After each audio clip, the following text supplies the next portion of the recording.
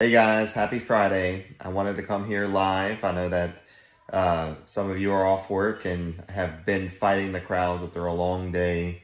I know that I did. I went grocery shopping, didn't think it would be that intense, but apparently Trader Joe's is the place to be on Black Friday. And whenever you bring a small child, it's always an adventure, right? But if you've been following along, I've been going on series of imposter syndrome, and characteristics of that.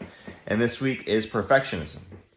And it seems like perfectionism would be a good thing to have in your business, but it's really crucial to identify when perfectionism or the standard you hold for yourself is so high that you can absolutely never meet it. And there has to be a balance of envisioning something so huge and so monumental and setting goals for yourself that you know it's going to be nearly impossible for you to make, and having that kind of drive.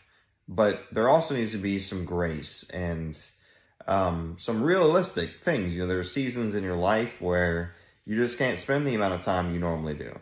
And I wanted to kind of step back and from my usual very polished live videos and just kind of hang out in my pajamas. I wear an old t-shirt and flannels typically. This is my PJ wear. And look, my office is, my studio office, whatever, is nothing special. It's in a living, it's in my, it's in a spare workout room. I mean, I have kids.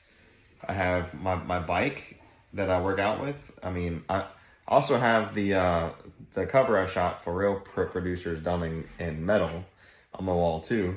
But my people were saying that, really encouraging me that, hey, it's okay if that's all you have right now. And I'll be honest with you, I want to share kind of a personal story with me about how perfectionism just absolutely crippled my business for years. And the reality is that I hold myself to such a high standard that unless I meet that standard of whatever I'm offering, whether it's a product or a service or starting a business, whatever, I just won't do it. And I literally spent hours upon hours self-teaching myself in photography for 5 years until I felt comfortable enough with having people pay for my photography. And I mean, I wasn't horrible by any means, but this feeling of perfectionism and having to be absolutely perfect before I can unleash and really learn to grow was just so crippling. This is actually a shot I took when I was going through that phase whenever Lacey and I were going to Cape Cod. That was in 2017-ish or so.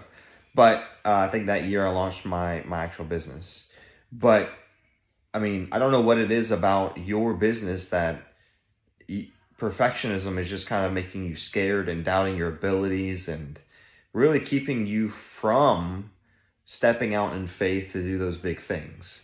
I've been touring with years for starting video and offering video for clients. I've done some weddings and I've done a festival and I've done some video things. But you guys that are watching, is that something that you've been interested in? Because again, I feel this so close for me, and perfectionism is that, unless it's absolutely perfect, I almost don't want to release it. So I am taking time, I'm stepping back during this season. I know it's about to get slow and just learning some videos. So I may be reaching out to a couple of you to strategically be my guinea pigs. I think you know who you are. Another thing about perfectionism too is that it just absolutely, it takes your freedom away.